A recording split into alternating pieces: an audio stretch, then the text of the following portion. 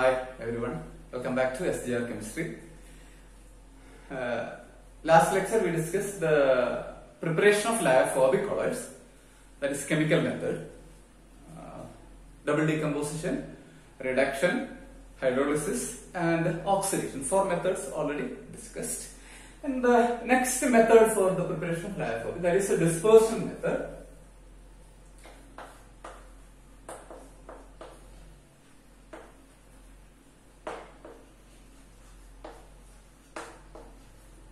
Dispersion method. In this method, the first one, it is mechanical dispersion.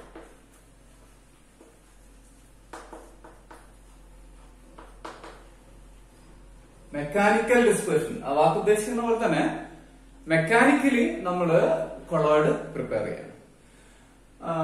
In this method, or the method that is the coarse particle, the colloid of which is to be prepared is passing through a colloid mill. Colloid mill. That is the particle, the colloid of which is to be prepared is passing through the colloid mill along with the medium and a stabilizer. And this colloid mill consists of 2 discs that are closely placed and rotate in opposite direction. അപ്പോൾ നമുക്ക് colloid നിർമ്മിക്കേണ്ട വസ്തു എന്ത് ചെയ്യും? Colloid മില്ലിലൂടെ കടന്നു പോകും. Colloid മില്ലിൽ 2 disk ഉണ്ട്, വളരെ ക്ലോസ്ലി പ്ലേസ്ഡ് ആണ്. ആ ക്ലോസ്ലി പ്ലേസ്ഡ് ആയ ഈ ഒരു ഡിസ്കിനുള്ളിലൂടെ നമ്മളുടെ സബ്സ്റ്റൻസ് കടത്തിവിടും, കോഴ്സ് പാർട്ടിക്കിൾ കടത്തിവിടും, വലിയ പാർട്ടിക്കിൾ കടത്തിവിടും. അതിന്റെ ഒപ്പം തന്നെ വാട്ടർ ആണ് വാട്ടർ, അല്ലെങ്കിൽ മറ്റേതെങ്കിലും മീഡിയം ആണെങ്കിൽ ആ മീഡിയം ഉണ്ടാവും, ഒപ്പം ഒരു സ്റ്റെബിലൈസിംഗ് ഏജന്റ് ഉണ്ടാവും. ഈ മൂന്നിന്റെ ഒരു മിക്സർ ആണ് എന്ന് പറഞ്ഞാൽ നമ്മുടെ കോഴ്സ് പാർട്ടിക്കിൾ, സബ്സ്റ്റൻസ്, പിന്നെ മീഡിയം, പിന്നെ സ്റ്റെബിലൈസിംഗ് ഏജന്റ്. ഈ മൂന്നെണ്ണത്തിന്റെ മിക്സർ ആണ് നമ്മൾ ഈ കൊളോയിഡ് മില്ലിലൂടെ കടന്നത്. അപ്പൊ കൊളോയിഡ് മില്ലിൽ 2 ഡിസ്ക് ആണുള്ളത്, അത് ഓപ്പോസിറ്റ് ഡയറക്ഷനിൽ റൊട്ടേറ്റ് ചെയ്യാണ്, വളരെ ക്ലോസ്ലി പ്ലേസ്ഡ് ആണ്. സോ ഇത് അതിലൂടെ കടന്നു പോകുമ്പോൾ ക്രഷ് ചെയ്തിട്ട് എന്ത് ചെയ്യും? കൊളോയിഡൽ പാർട്ടിക്കിൾസിന്റെ അതേ സൈസിലേക്ക് നമ്മുടെ വസ്തു ബ്രേക്ക് ചെയ്തിട്ട് അത് നമ്മുടെ മീഡിയത്തിൽ ഡിസ്പേഴ്സ് ചെയ്യപ്പെടും. And that dispersed stage is stabilized by the stabilizing agent. For example, our Indian ink.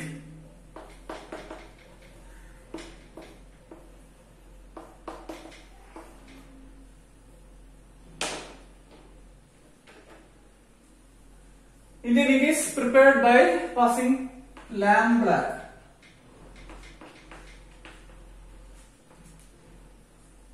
ഒന്നുമില്ല, ബ്ലാക്ക് എന്ന് പറഞ്ഞാൽ നമ്മുടെ കരിപ്പൊടി എന്നർത്ഥം, വിളക്കിനുണ്ടാകുന്നൊക്കെ ഉള്ള ആ ഒരു ടൈപ്പ് കരിപ്പൊടി, അതെ. ലാമ്പ് ബ്ലാക്ക്, പിന്നെ വാട്ടർ പ്ലസ് വാട്ടർ, ഈ 2 മിക്സ്ഡും, ഒപ്പം അതിന്റെ കൂടെ ഗം അറബിക്. ഇതാണ് നമ്മുടെ സ്റ്റെബിലൈസിംഗ് ഏജന്റ്. ഗം അറബിക് ആണ് സ്റ്റെബിലൈസിംഗ് ഏജന്റ്. അപ്പൊ ഈ 3 കൂടി നമ്മൾ എന്ത് ചെയ്യും? ഈ കൊളോയിഡ് മില്ലിലൂടെ പാസ് ചെയ്യും. അത് നന്നായിട്ട് ക്രഷ് ചെയ്യപ്പെട്ടിട്ട് തീർച്ചയായിട്ടും കൊളോയിഡൽ ഫോമിലേക്ക് ഡിസ്പേഴ്സ് ചെയ്യപ്പെടുന്നു. കൊളോയിഡൽ ഫോമിലേക്ക് ഡിസ്പേഴ്സ് ചെയ്യപ്പെടും. It's A mechanical dispersion. Okay.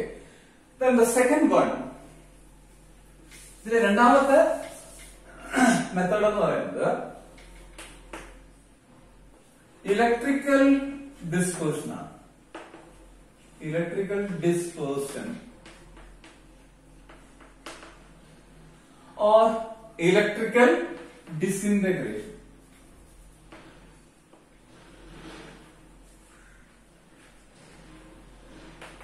Electrical disintegration or electrical dispersion, and it's also known as, most popularly, Briggs arc method.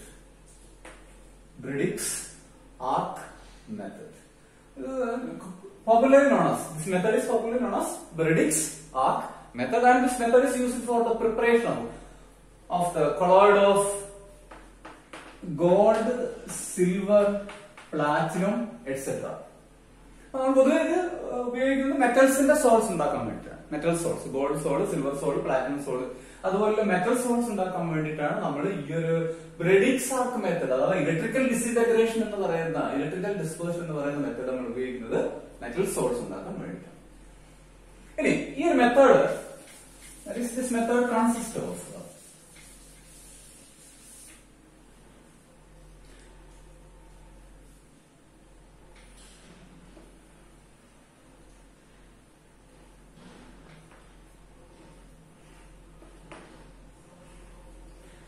placing two rods of the metal whose colloids to be prepared in a suitable medium. Suppose this is water. Water is our medium. Along with some stabilizing agent. Most often the stabilizing agent used is a strong electrolyte. Strong electrolyte is used as stabilizing agent. So here we are adding alkali, for example NaOH. So water plus alkali, അതാണ് നമ്മുടെ medium. റെഡിക്സ് ആർക്ക് method നമ്മളൊരു കണ്ടെയ്നറിനകത്ത് നമ്മുടെ medium എടുക്കും. That is water is our medium. For example അതിന്റെ കൂടെ stabilising agent ആയിട്ട് alkali കൂടി ചേർത്ത് കൊടുക്കും. Then we put two rods of the metal. ഉദാഹരണത്തിന് നമ്മുടെ ഗോൾഡ് ആണ്, ഗോൾഡിന്റെ സോളാണ് നമുക്ക് ഉണ്ടാക്കേണ്ടതെങ്കിൽ നമ്മൾ ഗോൾഡിന്റെ രണ്ട് റോഡ്സ് ഇങ്ങനെ വെക്കും. Closely placed. That is just like this, very closely placed. Very closely placed. That is the space between these two is very small, and high potential is passing through the rod, metal rod. Very high potential is passing through the metal rod. അങ്ങനെ high പൊട്ടൻഷ്യലിലൂടെ pass ചെയ്യുമ്പോൾ എന്ത് സംഭവിക്കും? There is an arc is formed. An arc is formed between this rod. ഈ രണ്ട് റോഡിന്റെ ഇടയ്ക്ക്, ഇവിടെ ഈ രണ്ടിന്റെ ഇടയ്ക്ക് ഒരു ആർക്ക് ഫോം ചെയ്യും. ഇലക്ട്രിക് ആർക്ക് ഫോം ചെയ്യും. ഇലക്ട്രിക് ആർക്ക് ഫോം ചെയ്യുമ്പോൾ it causes increase in temperature. Very high temperature is produced. When high potential is passing through the rods, they are closely placed, cause the production of an arc, electric arc, and which increases the temperature. High temperature is produced. At that high temperature, the metal evaporates. Okay, the metal evaporates. അപ്പോ ഈ ഒരു high potential കടന്നു പോകുമ്പോൾ ഇവിടെ ഒരു ആർക്ക് form ചെയ്യും. ഈ ആർക്ക് form ചെയ്യുമ്പോൾ ആ ഒരു ഹൈ ടെമ്പറേച്ചർ പ്രൊഡ്യൂസ് ചെയ്യുന്നതുകൊണ്ട്, ഹൈ ടെമ്പറേച്ചർ വല്ലാതെ ഇൻക്രീസ് ചെയ്യുന്നതുകൊണ്ട് ഈ മെറ്റൽ റോഡ് എന്ത് ചെയ്യും? വേപ്പറൈസേഷൻ ഇല്ല, വേപ്പറൈസ് ചെയ്യും. വേപ്പറൈസ് പുറത്തേക്ക് പോയല്ലോ. അപ്പൊ നമ്മൾ എന്ത് ചെയ്യും? അത് തടയാൻ വേണ്ടിയിട്ട് നമ്മൾ എന്ത് ചെയ്യും? ഇതിന്റെ പുറത്ത് we put ice pieces. Ice piece നമ്മള് ചുറ്റൂട്ടി. പുറത്ത് വേറൊരു കണ്ടെയ്നർ, ഇപ്പൊ ഐസുള്ള ഒരു കണ്ടെയ്നർ, അതിനകത്തേക്ക് നമ്മള് നമ്മുടെ ഡിസ്പേർഷൻ മീഡിയവും സ്റ്റെബിലൈസർ ഉള്ള മീഡിയം ഇറക്കി വെക്കുകയാണ്. അപ്പൊ ഇതാണ് ഐസുള്ള കണ്ടെയ്നർ. അതിനകത്തേക്ക് നമ്മള് ഡിസ്പേർഷൻ മീഡിയം ഉള്ള നമ്മുടെ കണ്ടെയ്നർ ഇറക്കി വെക്കുന്നു. എന്നിട്ട് അതിനകത്തേക്കാണ് ഇലക്ട്രിക് ഈ ഒരു മെറ്റൽ റോഡ് ഇറക്കി വെച്ചിട്ട് അതിന്റെ അറേഞ്ച്മെന്റ് പ്രത്യേകം ശ്രദ്ധിച്ചോളാം. താഴത്തെ എൻഡ് ക്ലോസ്ലി പ്ലേസ്ഡ് ആണ്. അപ്പൊ അതിനകത്തേക്ക് നമ്മള് കറണ്ട് കടത്തി വിടുന്നു, ഹൈ പൊട്ടൻഷ്യൽ കടത്തി വിടുന്നു. അപ്പൊ ഇത് ഒരു ആർക്ക് ഫോം ചെയ്യും, ഇലക്ട്രിക് ആർക്ക് ഉണ്ടാവുകയും അതിന്റെ ഭാഗമായിട്ട് ഹൈ ടെമ്പറേച്ചർ പ്രൊഡ്യൂസ് ചെയ്യുമ്പോൾ മെറ്റല് വേപ്പറൈസ് ചെയ്യും. But the vaporized metal will condense because this ice will condense the vapor due to the presence of this ice cubes around the container, around the medium. Because of the presence of this ice cubes around the medium, the vaporized metal will condense and come back to the dispersion medium and form a colloid. അപ്പൊ ശരിക്കും ഈ ഐസിന്റെ പ്രത്യേകത എന്ന് പറഞ്ഞാൽ, ഐസിന്റെ ഉദ്ദേശം എന്ന് പറയുന്നത് vaporise ചെയ്യുന്ന മെറ്റൽ വേപ്പറിനെ നമ്മള് കണ്ടൻസ് ചെയ്യാൻ വേണ്ടിട്ട്, കണ്ടൻസ് ചെയ്തിട്ട് ഡിസ്പേഴ്സൺ മീഡിയത്തിലേക്ക് തിരിച്ചു കൊണ്ടുവരിക. എന്നിട്ട് അവിടെ disperse metal gold. So very important method for the preparation of metal sols, that is Bredik's arc method. Bredik's arc method.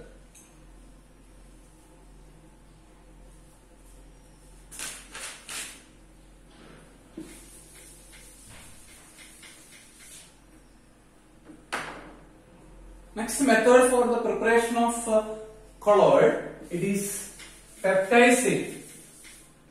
Peptization is another method for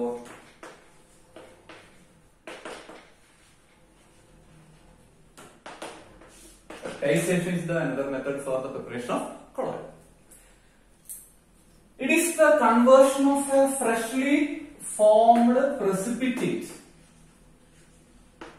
into colloid. Peptization is the process by which a freshly formed precipitate is converted to colloid. നമുക്ക് ഏത് precipitate ലാബിൽ ഉണ്ടാക്കുന്ന ഒരു form പെട്ടെന്ന് fresh ആയിട്ടുണ്ടായ ഒരു precipitate നമ്മൾ colloid ആയിട്ട് കുറെ സമയം കഴിഞ്ഞ precipitate അല്ല, അത് ഹാർഡ് സോൾഡ് ആയിട്ട് മാറിയിട്ടുണ്ട്. അതിന് ഈ മെത്തേഡ് പറ്റില്ല. Freshly formed precipitate, freshly formed precipitate പ്രത്യേകത പറഞ്ഞാൽ അവ തമ്മിലുള്ള ഇന്ററാക്ഷൻ, പാർട്ടിക്കിൾസ് തമ്മിൽ ഇന്ററാക്ഷൻ അത്ര സ്ട്രോങ് ആയി തുടങ്ങിയിട്ടുണ്ടാവില്ല. precipitate ഫോം ചെയ്തിട്ടേ ഉള്ളൂ. അതുകൊണ്ട് അപ്പൊ ആ ഫോം ചെയ്ത് ആ സമയത്ത് തന്നെ നമ്മൾക്ക് colloid ആക്കിയിട്ട് മാറ്റാൻ പറ്റും. എങ്ങനെ മാറ്റാൻ പറ്റും? Just by the addition of a suitable electrolyte. So we can add a suitable electrolyte into a freshly formed precipitate, then that precipitate is converted to colloid.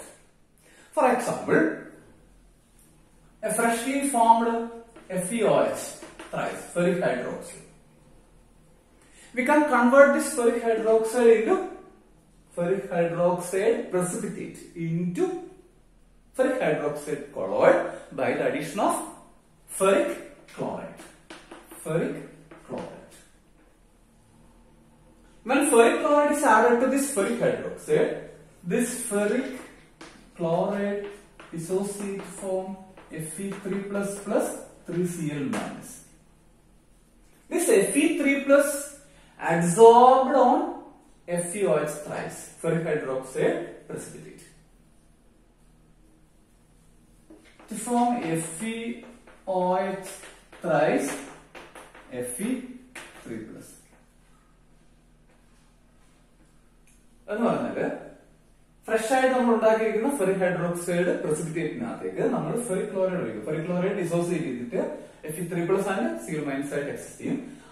അങ്ങനെ FeCl3 ആഡ് ചെയ്യുമ്പോൾ ഫെറിക് ഹൈഡ്രോക്സൈഡിന്റെ മുകളിൽ Fe3+ adsorb ചെയ്യപ്പെടും, ഒട്ടിപ്പിടിക്കും. അതിന്റെ ഭാഗമായിട്ട് ഇത് disintegrate ചെയ്യുകയും break ചെയ്യുകയും colloidal ഫോമിലേക്ക് മാറും. ശരിക്കും പറഞ്ഞാൽ നമുക്ക് അത് പിക്ചോറിയലി റെപ്രസെന്റ് ചെയ്താല്, പിക്ചോറിയലി നമ്മൾ റെപ്രസെന്റ് ചെയ്യുകയാണെങ്കിൽ, suppose this is the ferric hydroxide precipitate.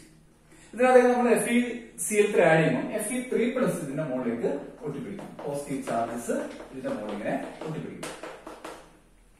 അങ്ങനെയാകുമ്പോ തീർച്ചയായിട്ടും ഇതെന്ത് ചെയ്യും? ബ്രേക്ക് ചെയ്യും.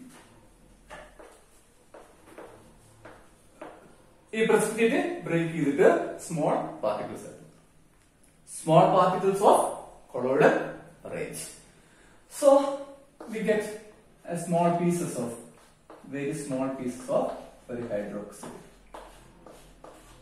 They aggregate to form ferric hydroxide colloid. Right. So the conversion of a freshly formed precipitate by the addition of an electrolyte into colloid, that process is known as peptization. And the added electrolyte is known as peptization agent or peptizing agent. Okay. So peptization,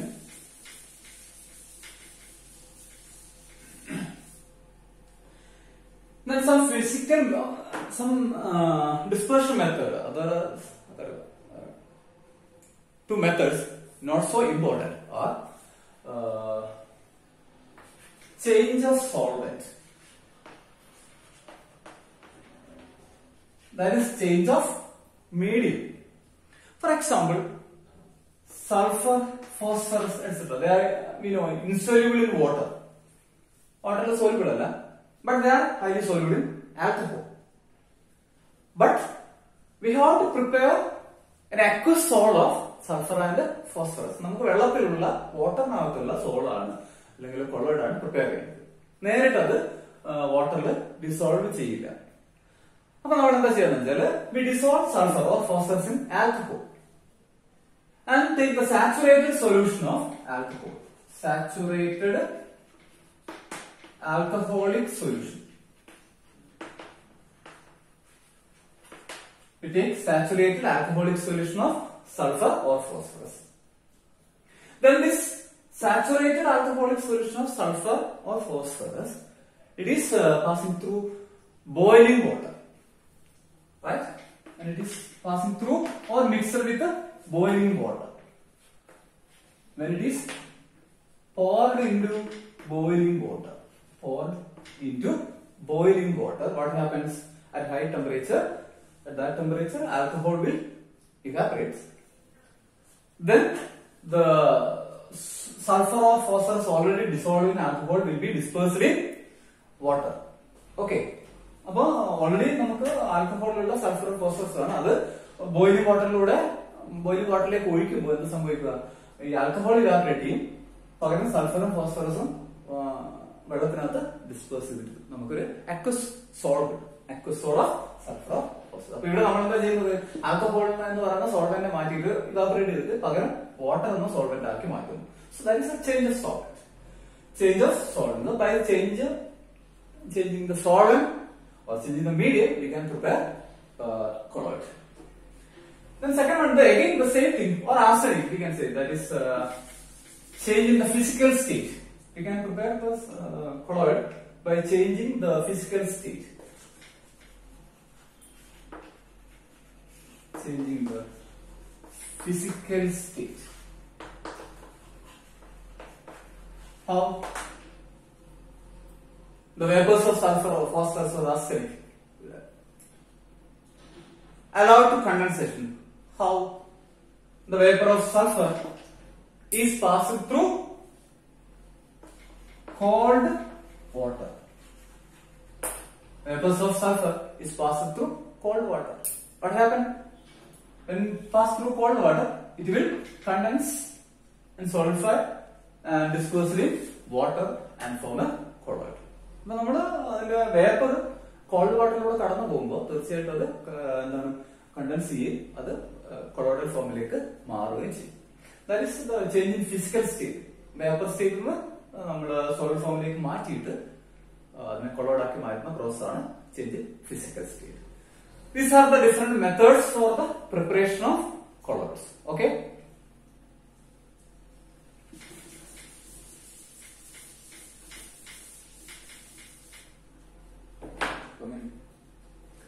So far we discussed the classification and preparation of colloids. Okay. So some of the properties we are going to discuss and we can discuss in the next lecture. Thank you for listening.